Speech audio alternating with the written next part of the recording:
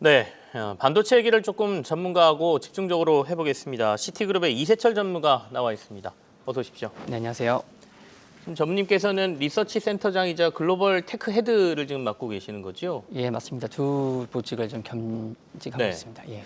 우리나라에서는 이제 반도체가 굉장히 중요한데 SK 하이닉스와 삼성전자 이번에 실적을 좀 보고 있으면 네네. 과거와는 완전히 달라진 세상이다라는 생각이 들거든요. 삼성 전체 이익보다 HBM을 통한 SK 하이닉스의 이익이 더 높아진 상황인데 올해도 이런 흐름이 지속될 거라고 전망하십니까? 네, 일단 4분기 삼성전자 실적 네. 같은 경우는 일단 파운드리 쪽에서도 좀 많은 안 좋은 실적이 좀 나왔고요. 적자가 좀 많이 됐고, 그리고 말씀하신 것처럼 이제 HBM 쪽에서의 물론 삼성전자 4분기부터 HBM 물량은 늘리긴 했지만 네. 전체적인 이익적인 측면에서는 이제 하이닉스가 아무래도 HBM 비중이 한 40% 이상 올라가면서 매출 비중에서 그런 이제 트렌드가 보였고요. 올해 같은 경우도 아무래도 이제 AI 쪽 관련된 메모리들은 HBM 같은 메모리들 수요가 계속 올라오고 있고, 네. 반면에 이제 컨벤셔널한 메모리들 수요는 계속 좀 줄고 있기 때문에 당분간 이런 추세는 계속 되지 않을까 이렇게 보고 있습니다. 당분간은 이런 추세가 계속될 거다라는 말씀이시고 최근에 들려온 뉴스로 보면 이제 레거시 쪽이라고 이제 표현을 많이 하는데 디램 쪽 수요가 감소하고 있다. 그 감소하는 추세가 더 가속화되고 있다라는 얘기까지 지금 나오지 않습니까? 네네. 그 얘기는 이제 삼성전자한테는 더 안 좋다라는 얘기로도 해석될 수 있는데 네네. 실제로도 업황이나 이런 게 그렇게 보이십니까? 네, 실제로 지금 보면 사실 삼성전자도 역시 DDR4 레거시라고 하는 게 좀 주로 DDR4가 많거든요. 네네. DDR4 비중을 한 자리 중반 정도로 줄이겠다고 얘기를 좀 했었고요. 그만큼 그리고 수요가 없다라는 그렇죠. 얘기네요. 그리고 하이닉스도 마찬가지로 한 자리 중반 이하로 낮추겠다고 얘기를 했고 음. 그래서 이게 어떻게 보면은 그동안 이제 우리가 AI 서버 단에서만 AI가 있었다면 다른 디바이스들 뭐 PC나 스마트폰 같은 쪽도 결국은 AI로 가고 있는 방향이다 보니 기존에 있는 레거시 메모리의 수요가 기존에 있는 PC 스마트폰에서도 줄어들고 있는 방향이라고 보시면 될 것 같습니다. 그럼 레거시 쪽에 있는 수요가 이제는 AI 수요로 대체되는 상황까지 오면서 그렇죠. 레거시 그러니까 D램 쪽의 수요가 많이 줄고 있다라는 말씀이십니다. 삼성전자로 돌아가서 얘기를 좀 해보면 최근엔 그래도 시장에서 기대하고 있는 게 네.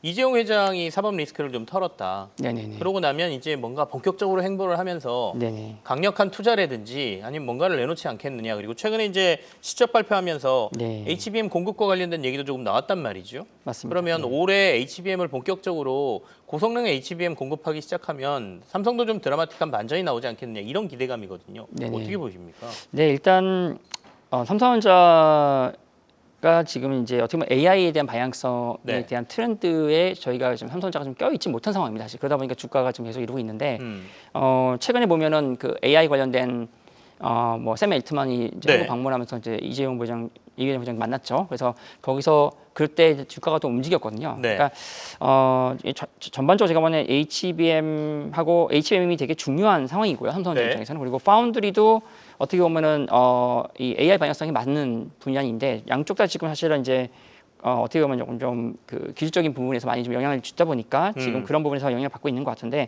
이쪽이 아무튼 HBM 쪽 그리고 파운드리 쪽에서의 경쟁력 확보가 되게 주가에 되게 중요한 요소가 될 것 같습니다. 결국에는 주가가 반등하려면 말씀하신 대로 HBM 쪽에서 뭔가 굵직한 뉴스 나와야 된다는 말씀으로 이해가 되고 네네. 방금 전에 언급을 좀 해주셨으니까요. 샘 올트먼하고 손정희 회장이 와서 이재용 회장을 만난 것을 언론에서 해석하기에는 네. 미국의 이제 스타게이트 프로젝트에 삼성도 들어가는 거 아니냐 이런 거거든요. 그렇죠. 네. 어떻게 보시면 가능성이 있어 보이십니까? 그리고 삼성이 들어가면 수혜를 좀 받을까요? 만약에 그 스타게이트 안에 포함된다면 네네. 긍정적이죠. 왜냐하면 그 자체가 AI에 대한 방향성이고 거기서 삼성전자 어떤 부분에 일정 부분에서 기여를 한다는 부분이기 때문에요. 네. 그게 많이 된다 그러면 되게 긍정적이지 않을까 보여집니다. 왜냐하면 지금 현재 일단 삼성전자에 대한 시장의 뷰가 AI와는 좀 관련 없는 네. 형태로 좀 보고 있는 게 대부분의 시장 컨센서스이거든요. 예, 그렇기 때문에 되게 긍정적이지 않을까 이렇게 보고 있습니다.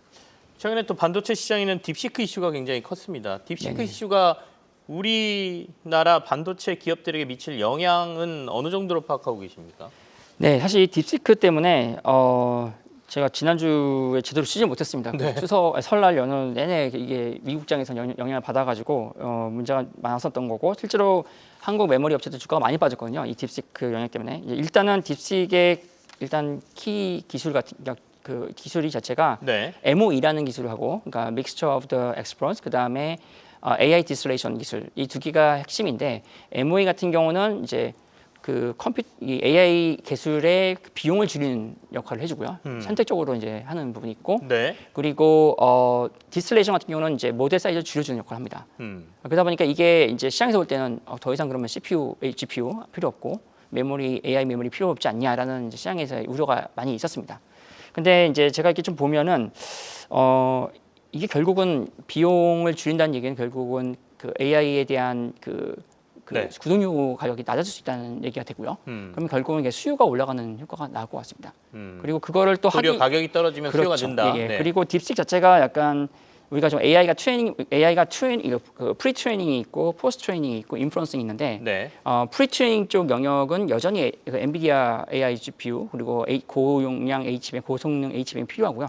그거를 해야 이제 이 딥시크에서 또 그거를 이제 또 할 수 있기 때문에 그런 부분에서는 제가 보기엔 중장기적으로 긍정적이지 않나 이렇게 보고 있습니다. 미국에서는 당장 엔비디아 주가가 그때 많이 내렸지 않습니까? 예, 맞습니다. 지금 예. 우리나라 투자자들이 엔비디아 투자하시는 분들도 많기 때문에 네네. 엔비디아는 그러면 일시적인 충격이었다. 계속해서 좋을 거다 이렇게 보세요? 이게 좀 이제 이런저런 변화를 준 거죠. 그래서 지금 이제 시장에서 보는 뷰는 뭐냐면 이 영향으로 인해서 이제 우리가 앞으로 볼 수 있는 방향이 로직 단에서는 이제 엔비디아 AI GPU도 있지만 그것도 당연히 늘 거고요. 시장에서 많이 요즘 관심 있는 건 커스텀 에이직입니다. 그래서 에이직 쪽이 네. 다양하게 어떤 커스터마되는 에이직 AI GPU 같은 것들이 나올 거고요.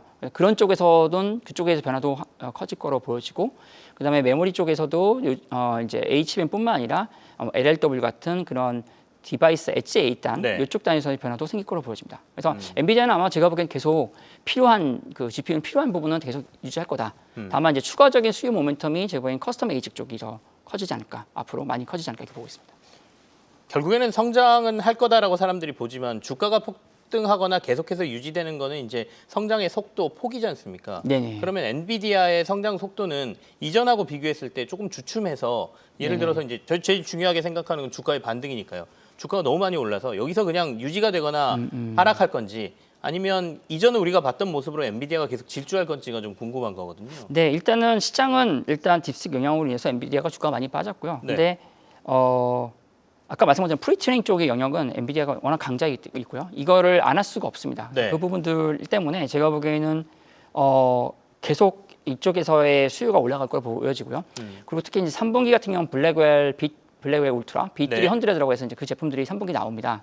그게 이제 또 본격화 될 거로 보여지기 때문에, 그리고 내년 같은 경우 루빈이라는 제품이 또 나오거든요. 거기엔 또 HM4, 한국 같은 경우 이제 HM4라는 제품도 들어갈 거고요. 그 방향성은 계속 유효할 것 같습니다. 그러면 올해 전반적으로 반도체 섹터에 대한 투자 전략을 어떻게 짜야 될까요? 네, 특히 이제 한국 같은 경우는 이제 메모리가 되게 중요하고, 네. 그래서 어떻게 보면 이제 과거에는 이제 메모리 가격의 그 컨벤셔널 레거시 메모리 제품 가격, 커머디티 제품 가격의 그 트렌드가 되게 중요했거든요. 그래서 사실 근데 지금 보면은 가격의 흐름을 보면은 한 2분기 정도나 그리고 레거시 같은 경우는 3분기 정도의 바닥을 치고 가격이 오를 거로 보여집니다. 여러 가지 지금 상황을 볼 때. 그리고 HBM 같은 경우는 지금 2분기 이후부터는 이제 블랙웰, B300 나오면서 HBM3 12하이가 이제 본격화 될 거고요.